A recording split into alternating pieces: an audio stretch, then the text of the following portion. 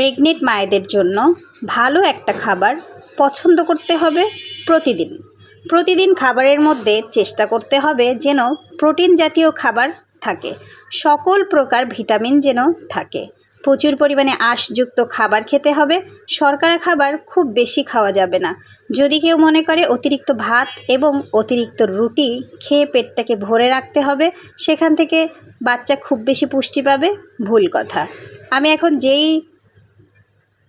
জুসটা তৈরি করতেছি এটা কিন্তু প্রেগনেন্সি মায়ের থেকে নিয়ে ছোট বাচ্চা এবং বৃদ্ধ পর্যন্ত সকল বয়সী মায়েদের জন্য এবং সকল বয়সী মানুষের জন্যই খুবই উপকারী একটা খাবার।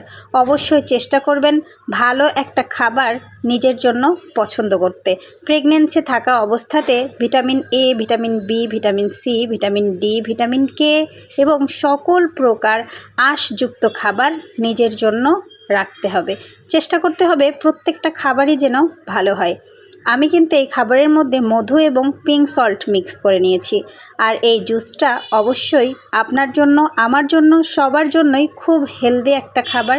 প্রতিদিন খাবারের রুটিনে না রাখলেও একদিন পর পর কিন্তু অবশ্যই আমরা রাখতে পারি। ভালো খাবার খাবো, ভালো জীবনযাপন করব। বেবির ব্রেন বিকাশের জন্য অবশ্যই সুন্দর একটা খাবার পছন্দ করব। ভালো থাকার জন্য ভালো চেষ্টা করব।